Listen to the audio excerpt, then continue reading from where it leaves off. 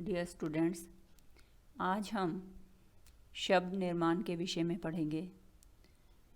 आपको पता ही है कि प्रत्येक भाषा में हमेशा नए नए शब्दों को बनाने की प्रक्रिया चलती रहती है। नए शब्दों को बनाने की प्रक्रिया ही शब्द निर्माण कहलाती है। हिंदी में शब्द निर्माण 3 प्रकार से होता है: उपसर्ग द्वारा, प्रत्यय द्वारा और समास द्वारा। बच्चों, अब हम सबसे पहले उपसर्ग के विषय में पढ़ेंगे। आपने कक्षा 8 में भी उपसर्ग और प्रत्यय पढ़े हैं। उन्हीं के विषय में अब हम कक्षा 9 में भी पढ़ेंगे। जिन शब्दांशों को मूल शब्द के पहले लगाने से शब्दों का अर्थ बदल जाता है या उनमें विशिष्टता यानी कि विशेषता आ जाती है, उन्हें उपसर्ग कहते हैं। बच्चों, शब्द के शुरू में लगने वाले शब्दांश ही उपसर्ग कहलाते हैं। अब हम इस उदाहरण से अच्छी तरह से समझेंगे। यहाँ प्र उपसर्ग के उदाहरण दिए हुए हैं कि यदि हम प्र उपसर्ग हार शब्द के साथ लगा देंगे तब प्रहार बन जाता है। इसी प्र उपसर्ग को दान के साथ लगाकर प्रदान का निर्माण होता है। प्र को हर से लगाने से प्रहर बनता है और प्र को बल से लगाने से प्रबल बन जाता है। इस प्रकार उपसर्ग की विशेषताएं इस प्रकार से कह सकते हैं कि उपसर्ग जो है वो हमेशा ही शब्द के शुरू में लगते हैं। बच्चों, आपने देखा ही है, जो प्रहर है ये हर से पहले ही लगा है उपसर्ग। इनका स्वतंत्र रूप से प्रयोग नहीं होता। आपने प्र को खाली इसी तरह से लिखा हुआ कम ही देखा होगा। ये जब किसी भी शब्द के साथ उससे आगे जुड़ जाता है तभी उसका सही तरह से प्रयोग होता है। अब हम देखेंगे कि हिंदी भाषा में कितने प्रकार के उपसर्गों का प्रयोग होता है। हिंदी भाषा में निम्नलिखित प्रकार के उपसर्गों का प्रयोग होता है।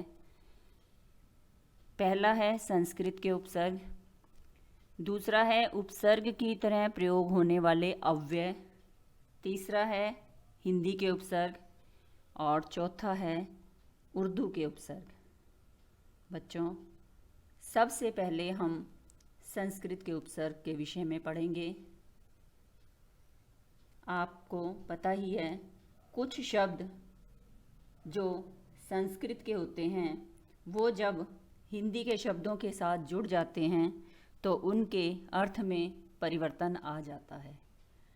संस्कृत के कुछ उपसर्गों को ध्यान से देखिए। आ उपसर्ग, आ का प्रयोग करके हम इस प्रकार से नए शब्दों का निर्माण कर सकते हैं। आ को कंठ के साथ लगाने से आकंठ, क्रमण के साथ लगाने से आक्रमण, आहार और आगमन का निर्माण होता है।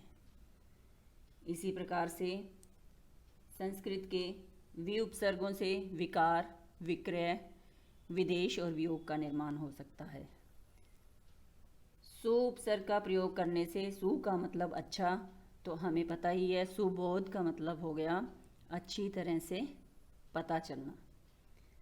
उत का मतलब ऊंचा, तो उत्तम जो सबसे अच्छा हो। परा, पराजय, जय का विपरीत है, क्योंकि परा का अर्थ उल्टा है तो जय का जो विपरीत हुआ पराजय।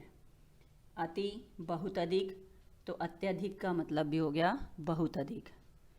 अप उपसर्ग यानी कि अपवाद, ये जो है अप का प्रयोग बुरे के लिए होता है। अपव्यय यानी कि ज़्यादा खर्च। अभि का प्रयोग अभियान और अभिषेक और इसी तरह से बच्चों आप कुछ भी शब्द बना सकते हैं। अगर आपको दिया हो कि आप वी उपसर्ग का प्रयोग करके शब्द निर्माण करो तो आप इसका विशेष भी बना सकते हैं। अब हम देखेंगे कि उपसर्गों की तरह प्रयोग होने वाले कुछ अव्यय। सह का मतलब आपको पता ही है, साथ। तो सह के साथ उदर का प्रयोग होने से सहोदर बनता है। सह गान यानी कि साथ गाना। तो इसी तरह से सह का प्रयोग करके आगे अंत का दिया हुआ है सम और पुनर का प्रयोग करके हम अलग अलग शब्द बना सकते हैं। अंत का प्रयोग करके अंतर्राष्ट्रीय, सम का प्रयोग करके समसामयिक, पुनर का प्रयोग करके पुनर्जन्म बना सकते हैं। आगे हैं हिंदी के उपसर्ग। कुछ उपसर्ग ऐसे हैं जो हिंदी भाषा से ही लिए गए हैं। उनका प्रयोग करके हम किस तरह से नए शब्दों का निर्माण कर सकते हैं, इसमें ध्यान से देखिए। कु का मतलब हमें पता ही है। कु का मतलब है बुरा, और कु से अगर हमने नए शब्दों का निर्माण करना हो तो कुचाल यानी कि बुरी चाल, कुटिल, कमाल, इस तरह से हम अपने शब्दों को बना सकते हैं।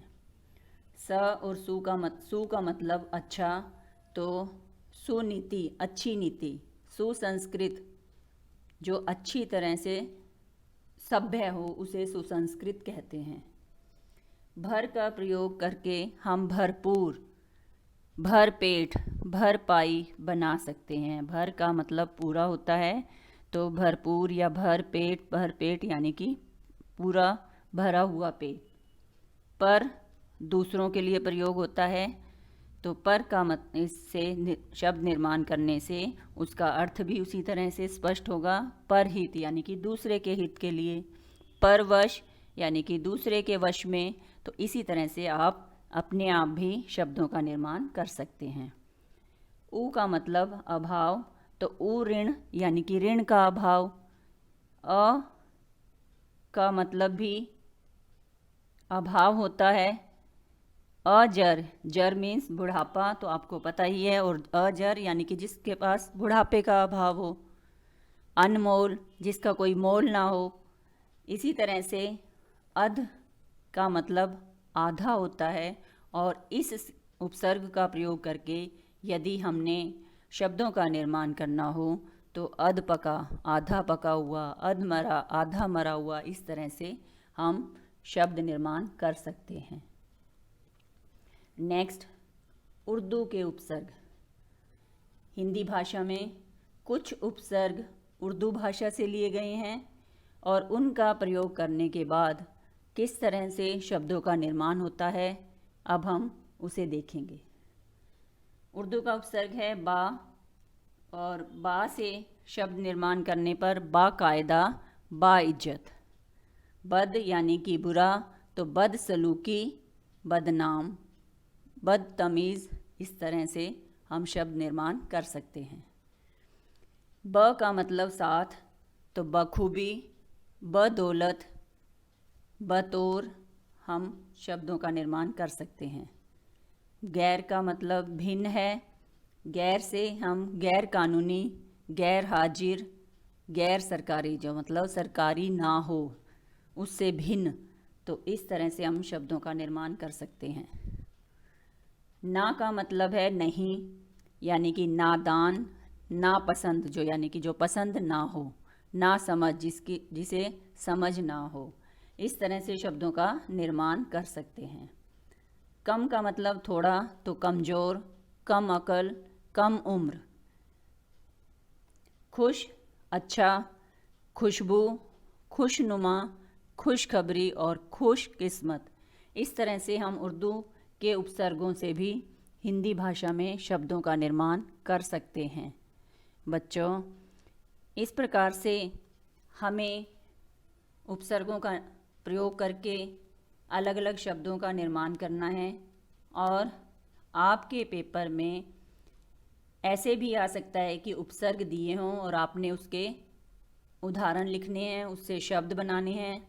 कभी कभी ऐसे भी आ जाता है कि आपको जैसे कमज़ोर दे दिया और आपने मूल शब्द और उपसर्ग को अलग अलग अलग करके लिखना है। इस प्रकार बच्चों उपसर्ग को आप अच्छी तरह से समझकर उसे याद करें। धन्यवाद।